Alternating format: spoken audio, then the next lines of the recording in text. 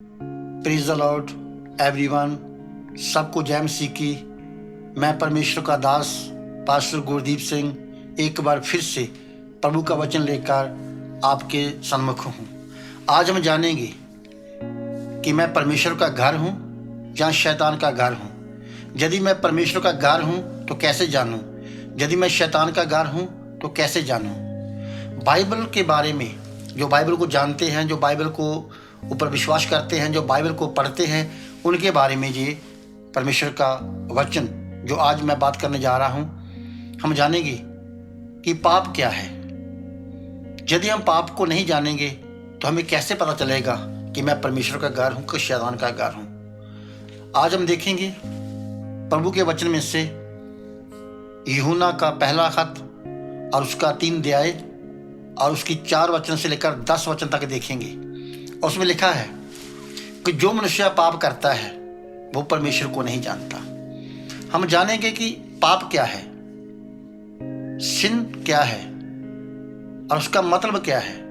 Bible हमें बताती है सिन के बारे में। सिन एक बहुत छोटा सा शब्द है।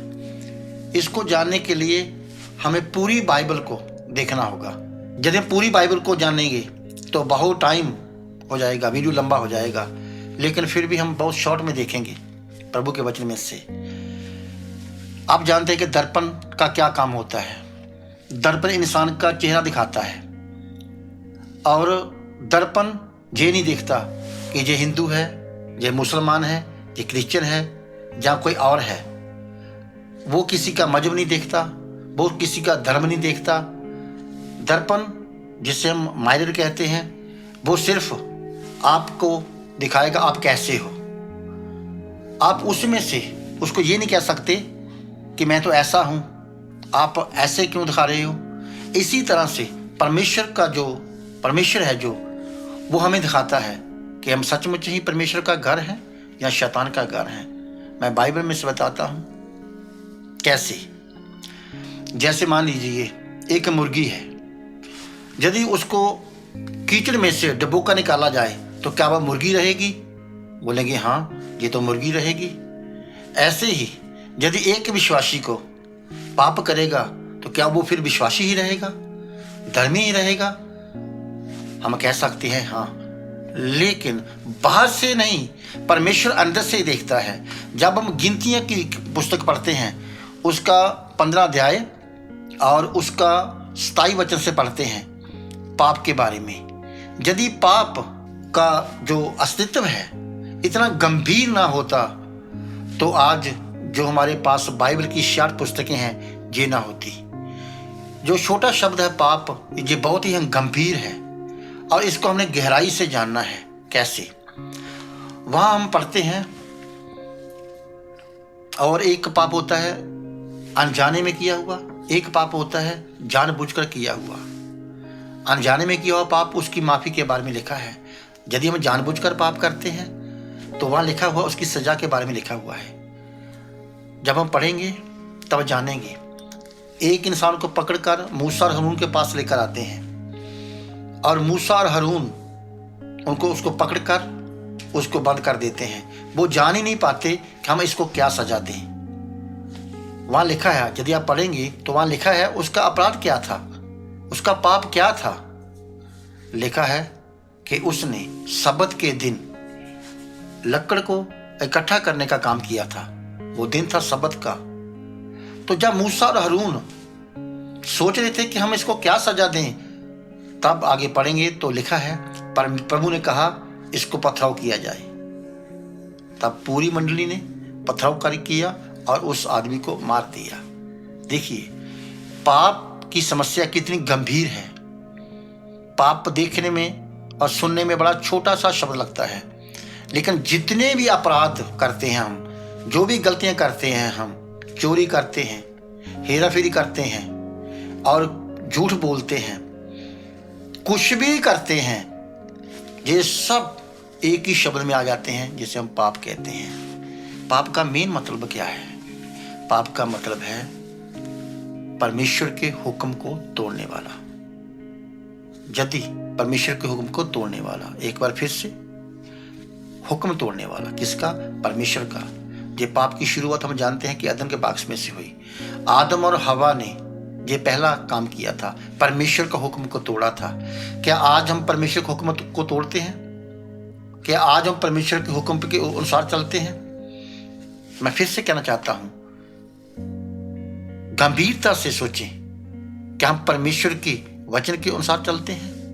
यदि परमेश्वर के वचन के अनुसार चलते हैं तो अय्यूब कहता है, अय्यूब की किताब उसका 13 अध्याय उसकी 23 वचन में अय्यूब कहता है, मैं अपने सारे पाप और अपराध जो मैंने किए हैं, मैं आज उनको जानना चाहता हूं।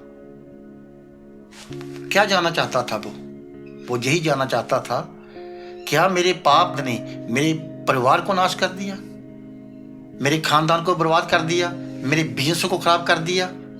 यदि पाप बहुत छोटा सा शब्द है, यदि पाप की गंभीरता इतनी नहीं है, तो हम देखते हैं परमेश्वर प्रभु यीशु मसीह धरती के ऊपर उसको आना पड़ा। कलाम में लिखा है, पाप को मिटाने के लिए प्रभु यीशु मसीह को आना पड़ा।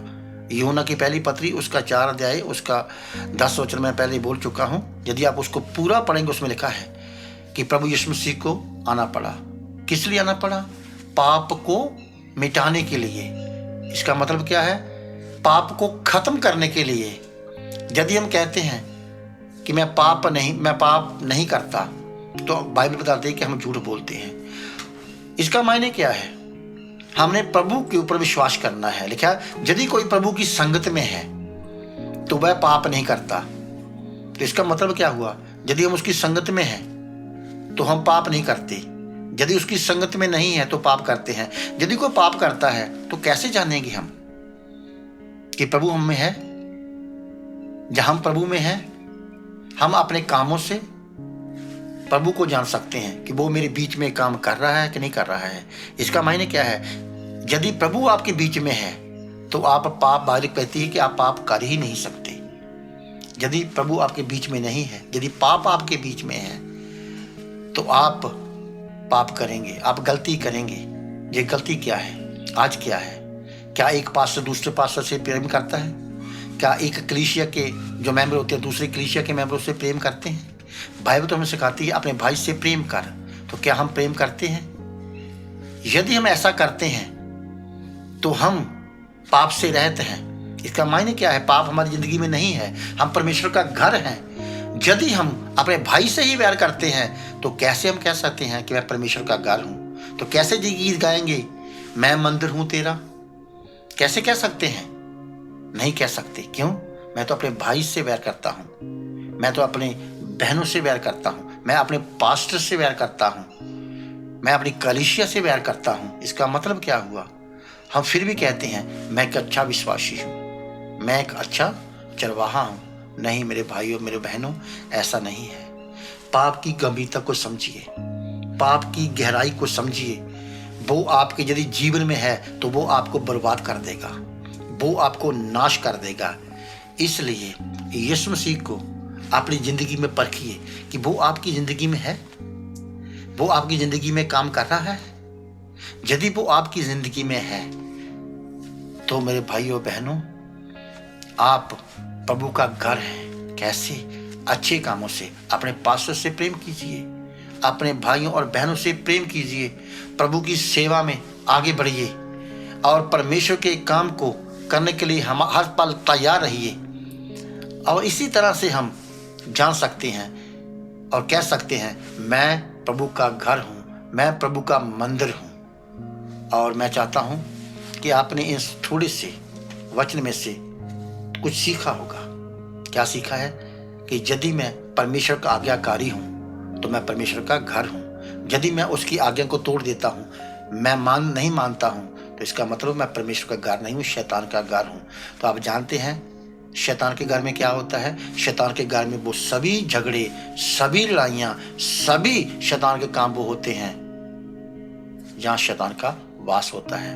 यदि प्रभु के घर में है, हमारे घर में शांति होगी, हमारे घर में आनंद होगा, हमारे घर में प्रभु की आशीष होगी और हम अपनी जिंदगी में से, अपने घर में से पहचान सकते हैं कि मैं प्रभु का घर हूं या शैतान का मंदिर। इसीलिए अपने आप को परखिए और यदि आज तक आपने प्रभु को नहीं जाना तो मैं चाहता हूं आप प्रभु को जानें और प्रभु को आमंत्रित करें आपकी जिंदगी में। यदि आप किसी गलती में हैं तो प्रभु को कहें, प्रभु मुझे माफ कर, और उसका पश्चाताप करें। अब पश्चाताप करने के बाद फिर कभी भी वो पाप मत करें, वो गलती मत करें। हमेशा प्रभु की आज्ञा कर रहें और ये कहते रहें, मैं प्रभु का घर हूँ, मैं प्रभु का मंदिर हूँ, मैं प्रभु का घर हूँ। आपको इसी वचन से प्रभु आशीष दे और बरकत दे। सबको जय मसीह की।